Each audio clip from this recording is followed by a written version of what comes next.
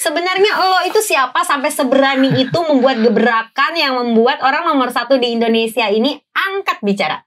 Kalau kemudian dibilang gue berani atau apa, sebenarnya juga bukan cuma gue sendiri gitu, tapi BEM UI yang kemudian berani untuk menyuarakan hal-hal yang memang kita anggap benar gitu. Tapi lo punya backup dong pasti, karena kalau nggak mungkin lo berhasil membuat sebuah apa ya? Backupan gue rakyat.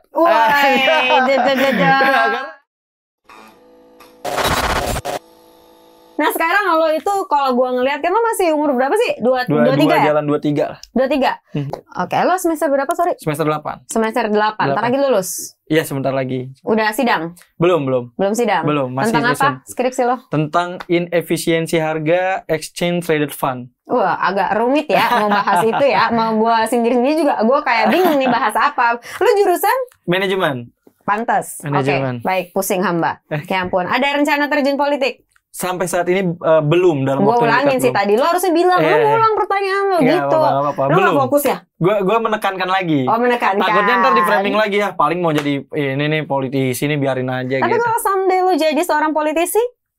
Gue nggak akan menjawab gue nggak mau ya. Dan gue ada kepikiran ketika gue sudah mapan baik secara ekonomi dan secara intelektual, mungkin gue akan jadi pembuat kebijakan, gue bersedia gitu. Sekarang dengan status lo sebagai mahasiswa, sebenarnya yang ingin lo tunjukkan mahasiswa tuh harus mengkritik sejauh apa sih batasannya? Sebenarnya gini, menurut gue baik itu mahasiswa ataupun masyarakat, semua punya kewajiban untuk mengetahui. Dan bukan kewajiban ya, semua punya hak untuk mengetahui dan menyadari kebijakan yang berpengaruh kepada mereka. Mungkin lebih tepatnya kalau kita bilang untuk memahami kali ya, karena tahu doang kalau nggak paham buat apa betul, gitu loh. Betul. Nah, mahasiswa itu punya privilege. Artinya privilege-nya apa? Untuk menimba ilmu di universitas itu privilege loh. Banyak kan masyarakat kita yang nggak bisa sampai kuliah dan lain sebagainya. Nah, gue ingin memanfaatkan privilege itu sebaik mungkin. Salah satunya dengan menyuarakan apa yang masyarakat awam gitu misalnya belum bisa untuk menyuarakan itu. Lo survei? Nggak harus survei. Jadi datanya kan bisa lewat literasi, bisa lewat buku, bisa lewat jurnal, bisa juga lewat hal-hal lain. Misalnya yang data 1,3 juta warga yang jadi korban karena korupsi bansos gitu. Nah, kita mau coba suarakan itu gitu. Oh, gue kira lo tuh surveinya lewat followers lo. Secara kan followers lo tiba-tiba naik gitu ya kan. Sekarang lo gue bisa bilangnya, lo bisa gue bilang influencer gitu. Terima gak lo? Enggak juga sih. Masa? Enggak juga. Apa sih Instagram lo? Coba nih gue cek ya. Awas ya, bentar ya. Masa? Influencer itu adalah orang yang bisa memberikan pengaruh buat orang lain. Coba sekarang gue cek. Leon Alvinda, gue cek dulu. Oke, gue lihat dulu 22.000. 22.000 dan di sini lo memang branding diri lo sebagai mahasiswa berbakat ya? Enggak juga. Profilnya adalah ketua BEM UI. Cialah, jadinya lo pengen memanfaatkan jabatan lo itu untuk menjembatani suara rakyat. Ini framing, ini baru framing. Kan gue bertanya. Bertanya tidak ada salahnya. Enggak, cuma ini aja ngasih tulisan di bio aja. Kenapa? Biar nggak kosong-kosong banget aja. Oh gitu. Oh bisa kok nulis misalkan di sini apa ya? Misalnya contact person atau apa gitu. Iya, bisa. Mungkin nanti gue ganti kali. Iya, bisa. Karena lo nerima endorse kan? Enggak, gue gak nerima endorse. Masa sih? Iya, mohon maaf ya kali, yang pernah ngajak 22.000 nggak lo manfaatin? Enggak, gue gak ada kepikiran. Mahal kali bayaran lo. Enggak. Biasanya ya, kalau yang kemarin-kemarin udah viral itu, ketua BEM lain-lain universitas, setelah mereka viral, mereka nerima endorse. Sejauh ini gue belum kepikiran kesana. Oh, mungkin tunggu 25.000 kali. Enggak.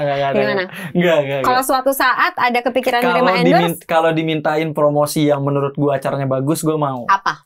Misalnya webinar tentang isu-isu pemerintah tentang akademis, gitu. Iya, akademis itu gitu ya. Iya, atau acara amal, gue oke gitu. Gue mau endorse lo nih, misalnya kopi gitu. Boleh nggak? Enggak mau lo. Enggak, tapi bayar. Misalnya gue mau dong endorse lo nih, ada webinar yang nanti buat anak-anak hasil tiketnya buat anak-anak yang kurang mampu, maka gue akan bersedia gitu. Oh gitu, lo milih gitu. Ya berarti ya. Jadi bukan yang promosi iklan kayak ayo beli A, ayo pakai B, hanya untuk kepentingan profit. Pemutih, gitu. Peninggi, langsung enggak? Udah lewat masanya. Kalau sekarang kuota Netflix kak? Gitu enggak juga. Oke, boleh. Kira-kira ini dari kapan nih naik nih followers? Ya saat viral itu. Berarti baru dong? Baru. Baru banget, seneng loh. biasa aja sih sebenarnya. Jadi center of attention seneng? Sebenarnya biasa aja, tapi di sisi lain gue melihat positifnya gue bisa promosiin acara BEM UI ke banyak orang gitu. Ini kalau dilihat dari postingan lo cuma 30 postingan, berapa banyak foto yang lo hapus? Itu justru gue tambah. Ini off the record yang gue nggak pernah. Off the record gimana? Lo ngomong ke kamera off the record? Off the record yang nggak pernah di tempat-tempat lain gitu. Gue ngomongin di depan kameranya, cuma di sini gue omongin. Apa tuh? Jadi justru waktu sebelum viral postingan gue cuma 12 apa 10 gitu. Nah setelah viral postingan gue yang piala-piala lama itu gue naikin lagi. Gitu.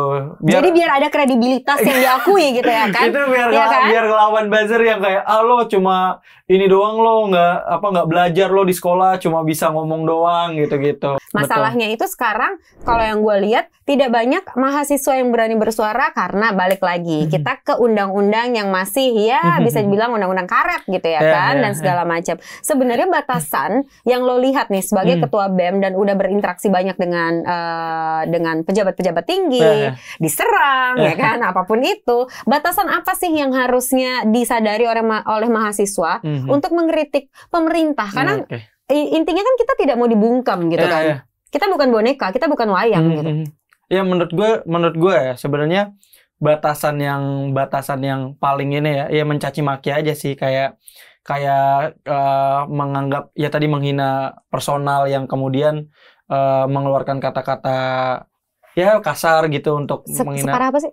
Ya, kalau lo yang lo terima separah apa sih? Ya itu tadi gue ini yang soal keluarga lah, iya gue idiot, bodoh, gitu-gitu juga ada. Oh, gitu. Dikatain gitu? Kayak itu juga akunnya ada. Apa namanya? Wah, gue nggak mau sebut nama akunnya. Oh, itu orang asli yang ngomong gitu? Ada orang asli juga ada. Okay. Terus ya buzzer juga ada yang nggak ada identitas, anonim. Kayak lu mati aja lah, nggak berguna, gitu-gitu juga ada. Yang itu di Instagram? Iya di Instagram, di Twitter juga. Laporin aja bisa kali. Nah, menurut gue hal kayak gini jangan dibiasakan gitu. Jangan dibiasakan. Buat mahasiswa juga tadi perbedaan pendapat tuh hal yang wajar. Kayak kita berdua nggak sependapat nih misalnya. Enggak, tadi gue lagi bahas tesis gue, tiba-tiba lo pro juga. Gimana mau debat kalau dua-duanya pro? Tapi misalnya kita nggak berpendapat misalnya ya itu nggak ada masalah gitu. Lo punya hak untuk menyuarakan pendapat lo, gue juga punya hak gitu. Dengan cara? Ya kita beradu argumen aja gitu. Kalaupun misalnya pada akhirnya lo tetap bertahan pada pendapat lo, gue juga tetap bertahan ya, it's okay. Tapi bukan berarti gue berhak nyerang lo gitu. Misalnya, dia mah berpikiran kayak gitu karena personalnya, misalnya karena dia mohon maaf ini nggak belajar ini, misalnya kayak gitu. Menurut gua nggak jangan kayak gitu, jangan dibiasakan lah. Tapi banyak tahu di Twitter misalnya ada yang ngomong berdasarkan pengalaman dia nih, opini berarti kan. Ini tidak tergantung sama literasi atau apapun itu. Nanti ada lagi tuh yang nyerang, yang bilang kalau lo nggak ada di bidang itu, ya udah lo nggak usah komen, lo diem aja. Itu tuh ada. Terus gimana? Kontradiktif sama omongan lo dong. Malah menurut gua itu tadi perbedaan pendapat itu jadi tempat kita belajar sesuatu yang memang mungkin kita belum menguasai. Tapi kalau justru dicaci, dihina, apa yang kita dapat? Oke, jadi just in case misalnya gue ngomongin soal masalah COVID, gue bukan anak kedokteran, gue tidak belajar tentang kesehatan atau apapun itu yang berkaitan, cuman gue nge-tweet misalnya berdasarkan pengalaman atau apa yang gue tahu, misalnya gitu. Terus pasti ada yang nyerang gue tuh. Lu bukan anak kedokteran, lu nggak berhak untuk ngomong kayak gitu. Menurut lo apa yang harus gue lakukan? Oke. Jadi pertama, semua itu berhak mengeluarkan pendapatnya. Pertama. Yang kedua, kalau emang nggak sesuai, ya kita harus mempelajari itu. Jadi misalnya, jadi yang diserang tuh bukan anak kedokteran, tapi kayak ini salah. Seharusnya yang bener tuh A, B, C sesuai keilmuan. Konten yang gue buat gitu. Gitu. Jadi dari situ kan lo bisa belajar kan. Oh iya ya, ternyata ini kurang tepat gitu. Gitu. Dan BEM UI pun siap gitu menerima kritik seperti itu karena itu hal yang wajar dalam demokrasi gitu. Tapi bukan justru lo ngedoxing, lo nyangkutin keluarga dan lain sebagainya. Mungkin ada yang nggak tahu doxing di sini. Ya lo diambil tuh jejak digital yang lama-lama kayak terus lo dituduh-tuduh gitu. Kayak dibuka lah hal-hal di media yang sebenarnya nggak ada korelasi sama argumen gitu. Itu menurut gua bukan salah satu bentuk yang ideal lah buat pendewasaan demokrasi gitu. Nah, mahasiswa juga harus paham itu. Nggak apa-apa, lu sebagai mahasiswa nggak harus sejalan terus kok sama pemerintah gitu. Lu nggak harus juga terus-terusan misalnya sejalan sama BEM misalnya. Nggak ada masalah kalau misalnya pendapat lo beda sama BEM gitu. Dan itu hal yang wajar gitu. Tapi ketika ada yang ngomong, misalnya ini ada yang ngomong waktu itu, biasa kayak gitu, kalau lo nggak sepakat lo siap diserang buzzer, lo ada itu yang ngomong salah satu jubir partai gitu, itu hal yang biasa. Partai apa nih? Adalah itu hal yang itu hal yang biasa kok gitu. Itu dia ngomong di sosial media. Itu waktu itu ngomong bahkan pas ada panel sama gua. Itu lo harus siap gitu. Menurut gua tadi jangan dibiasakan. Jadi ini kita harus sama-sama belajar mendewasakan diri dalam demokrasi bahwa perbedaan pendapat tuh wajar gitu. Jadi jangan karena gua kritik Pak Jokowi, gua antek tadi kan. Antek apa? Gua dilabelin A B C D E gitu. Itu jangan kayak gitu. Termasuk di mahasiswa juga. Tadi gua bilang mahasiswa punya privilege, punya akses ke keilmuan gitu, dan kita manfaatkan itu sebagai bagian dari masyarakat buat paham isu. Syukur-syukur bisa ikut gerak gitu, dan bisa ikut buat perubahan. Lu setuju ada demo nggak? Setuju aja, karena itu adalah hak untuk menyuarakan aspirasi. Demo yang bagaimana?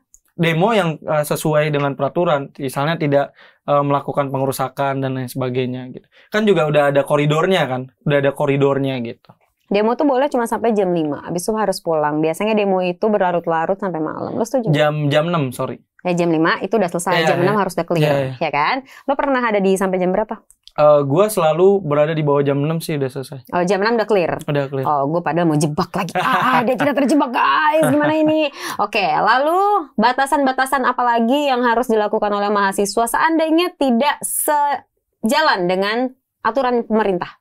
Iya, sebenarnya gue merasa sih nggak ada kayak batasan yang benar-benar lo nggak boleh A, nggak boleh B selama tadi sesuai koridor gitu. Kalaupun misalnya ternyata hukumnya yang salah, misalnya multitafsir UU ITE, maka yang harus kita revisi, ya kita harus dorong revisi UU ITE, bukan justru kita dorong, oh ya udah mahasiswa jangan nge-tweet ini berarti enggak, gitu. Tapi selama koridornya itu udah sesuai secara hukum, ya udah kita taati itu gitu loh. Tapi kalau ternyata koridornya aja nggak sesuai, maka kita harus dorong koridor itu dirubah. Oke, intinya yang dari tadi lo obrolin adalah jangan menyerang personal, tapi tentang kontennya ini. Dan itu adalah sebuah peluang untuk membuka ruang diskusi, kayak gitu ya kan. Lo enak punya privilege, kalau kayak kami ini gimana? Ya makanya tadi kita ngobrol sama lo, biar lo yang pengen gitu ya. Gimana? Maksudnya tadi kita harus sama-sama membiasakan. Oke, cara lo gimana untuk membiasakan itu?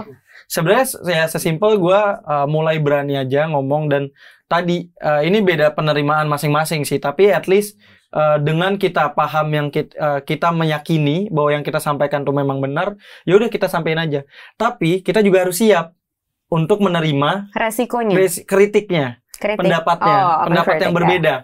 Jadi jangan maksain juga kayak, oh gue pasti benar kok. Kalaupun ada yang nggak sepakat nggak ada masalah gitu. Tapi at least kita pribadi udah paham bahwa yang kita sampaikan tuh benar gitu. Lo seumur segini tuh udah melek politik. Lo melek politik tuh sejak kapan? Melek politik ya. Sebenarnya gue dari SMA waktu gue debat-debat sih. Yang dari debat yang ke presiden itu? Bukan, yang debat. Yang mana? SMA. Jadi kalau yang presiden kan ke istana presiden kan gue SMP tuh. Yang pengukuhan? Iya, itu SMP. Tapi gue udah mulai suka isu-isu sosial tuh saat SMA debat. Kenapa lo ngambilnya FEB? Gue cita-cita mau jadi pengusaha. Oh, emang cita-cita lo pengusaha, tapi lo ada ketertarikan tentang sosial politik. Iya, karena menurut gue tadi semua orang itu punya hak untuk terkait itu gitu. Kita tuh harus melek politik gitu loh untuk generasi. Lo berarti generasi apa ya? Generasi Z lo ya? Z. Wah, lo ngaku-ngaku lo ya aja lo bilang. Karena gini, kenapa harus semua melek? Karena kebijakan itu berpengaruhnya ya ke banyak orang. Jadi harus melek politik sejak dini. Ya, kita harus sadar itu gitu loh. Bagaimana cara kita untuk memulai melek politik? Oke, ini menarik. Pertama, cari tahu info-info. Jadi kalau misalnya ada yang rame di Twitter, jangan sungkan buat cari berita, baca gitu. Syukur-syukur dalemin lagi. Misalnya baca kajiannya BEM UI misalnya. Itu kan, balik lagi. Jualan. Itu salah satu contohnya gitu. Bisa. Terus diskusi. Banyak webinar, dispub banyak. Jadi kita cari tahu. Dan terus ngobrol lah sama teman juga bisa. Sebelum melontarkan pendapat. Nggak harus sebelum melontarkan pendapat. Maksud gue itu cara-cara untuk kita bisa tahu isu gitu loh. Itu kita bisa baca, kita bisa diskusi, kita bisa belajar di buku dan lain sebagainya. Itu cara-caranya. Gitu. Oke, cheers dulu yuk. Capek kan lo ngomong? Lumayan. Yang lo inginkan apa sih sebenarnya untuk diungkap di media? Ya ini sih tadi bahwa kritik kita tuh apa, substansinya apa. kenapa kita kritik gitu. Lo nggak pengen perbaiki nama lo? Gue pribadi sih nggak terlalu punya kayak merasa itu penting banget sih. Tapi reputasi dan jejak digital tuh penting. Ya, kalau ditanya gue jawab gitu aja. Oh gitu. Iya, kalau ditanya gue jawab. Kayak pertanyaan gue tadi. Yes, gitu. Gue bisa berhasil membuat Leon menjawab pertanyaan gue. Kalau ditanya gue jawab. Habisnya lo nggak benci gue kan? Enggak dong, jangan dong. Kalau diundang lagi mau? Mau, bagus. Lihat dulu forum sama waktunya. Lihat dulu. Nah sekarang kalau dari lo sendiri sebagai generasi Z, untuk melek politik tadi kita udah bahas. Bagaimana kalian itu sepakat untuk membuat anak-anak muda itu ikut andil gitu dalam dunia perpolitikan Indonesia. Iya. Tadi pertama terkait dengan kita harus paham bahwa anak muda, mahasiswa itu bagian dari masyarakat gitu. Nah, yang kedua? Bagian dari masyarakat. Yang kedua, kebijakan politik itu mempengaruhi banyak orang, termasuk anak muda. Misalnya, kebijakan lingkungan yang diambil pemerintah saat ini akan mempengaruhi kondisi lingkungan yang bakal anak muda rasain dalam 10-20 tahun ke depan. Oke, tapi kan sekarang udah mau mau masuk tahun-tahun politik nih. 2024, tapi kan udah mulai ya pasti tuh dari 2022 nih, tinggal setengah tahun lagi. Lalu apa yang bisa kita lakukan sejak sekarang? Oke, ya tadi kita bisa cari tahu track record, baik dari secara partai, secara individu, mana sih yang berpihak kepada masyarakat. Mana sih yang melakukan kebijakan-kebijakan yang emang bagus? Mana sih yang melibatkan masyarakat? Oke. Sebelum kita closing, gue pengen tahu dari pandangan lo, 3 isu yang lagi hot di Indonesia itu apa aja? 3 isu ya? Yes. Pertama terkait KPK. Komisi Pemberantasan Korupsi ini lagi hot banget. COVID tentu terkait dengan PPKM dan lain sebagainya itu juga lagi hot. Sama kalau kita lagi tentang lingkungan. Kalau BEM UI. Ada apa dengan lingkungan? Ya tadi banyak kebijakan yang dibuat saat ini akan berpengaruh buat masa depan. Misalnya terkait dengan perubahan iklim. Jadi perjanjian Paris Agreement itu kan sepakat negara-negara akan bekerja sama untuk membuat skenario kenaikan suhu di bawah 1,5 derajat Celcius. Tapi menurut Climate Action Tracker nih penelitian, dengan apa yang dikeluarkan oleh Indonesia sekarang, itu kenaikannya masih di antara 3-4 derajat Celcius. Oh, masih jauh. Dan itu sangat akan berpengaruh ke kekeringan, penyakit-penyakit dan lain sebagainya. Dan siapa yang akan terdampak? Kita, nanti. Anak muda, betul, nanti ya. 2030, 2050 gitu, itu yang akan terdampak gitu. Makanya kita juga harus gerak dari sekarang. Dan BEM UI udah gerak waktu Hari Lingkungan Hidup, kita adain Muda Menggugat. Jadi anak muda menggugat pemerintah karena kebijakan mereka nggak berpihak sama kita di masa depan. Gue boleh bilang lo memang benar-benar oposisi nggak sih? Gue kalau dibilang oposisi juga karena gue bukan orang partai gitu ya. Oposisi kan kesannya kayak partai gitu ya. Ya gue mengawal outsider kebijakan. Ya, iya, outsider. Betul. Tapi tetap outsidernya ada di oposisi. Karena tadi terkait dengan mana yang gue amplify. Pemerintah udah punya sumber daya, udah punya infrastruktur dan lain sebagainya. Ada yang tidak dimiliki gitu ya kan? Dan masyarakat itu nggak punya untuk mengamplify gitu, untuk akses. Nah kita bareng-bareng karena bagian dari masyarakat nyuarain itu gitu. Goal lo yang paling dekat apa? Goal apa nih secara? Ya goal demo-demoan dan kritik-kritik lah, apalagi yang gue tanya. Ini kita statuta tadi, kita lagi fokus gimana caranya nih statuta dicabut dulu yang baru. Statuta dicabut, yang kedua PPKM COVID. Kenapa? Kita lagi kaji nih, salah satunya terkait dengan testing yang turun. Under testing, jadi karena banyak yang nggak tes. Ya bisa jadi. Bisik-bisik nih gue. karena emang pemerintahnya sengaja nurunin testing. Gitu. Ini nggak cuma pemerintah pusat ya, kan ada juga berita tuh pemerintah daerah sengaja nurunin testing biar dapat zona hijau. Jangan sampai ini jadi semacam apa ya, bualan belaka. Artinya gini, kayak COVID kita udah turun nih, maka udah aman. Ternyata turunnya karena testingnya turun gitu. Nah itu kita juga lagi mau kritisin. Termasuk juga pemenuhan kebutuhan masyarakat. Jadi kenapa sih kita lihat banyak masyarakat yang tetap mobilitas PPKM? Ya karena kalau nggak kerja nggak makan. Urusan perut lagi. Iya, urusan perut. Karena kalau nggak kerja nggak makan. Makanya sebenarnya udah ada undang-undang kekarantinaan kan. Dan pemerintah harusnya bisa fokus memenuhi kebutuhan primer dari masyarakat. Kalau gitu satu yang bisa lo janjikan kalau lo gue undang lagi ke podcast Potchill ini, kita akan bahas apa? Statuta mungkin. Cuma ini spesifik untuk ini sih, lingkupnya lebih kecil kali ya, UI kali ya. Nanti kita bisa 2 jam, nggak apa-apa. Nanti teman-teman lu udah melotot-melotot tuh di ujung-ujung gitu dari kayak aduh Leon gitu gimana? Nggak apa-apa? Nggak apa-apa. Sama COVID kali ya. Sama COVID. Oh, udah ditawarin nggak apa-apa kalau gitu. Ya udah Leon, thank you ya. Abis ini kita ngobrolin yang off the record. Siap. Ya kan lu udah janji sama gue. Siap. Biarin aja, pokoknya gue tanya sampai gue dapet jawabannya. Thank you so much Leon. Nama lengkap lu siapa? Leon Alvinda Putra. Apa tadi artinya bijak? Lelaki pemberani dan teman yang bijaksana.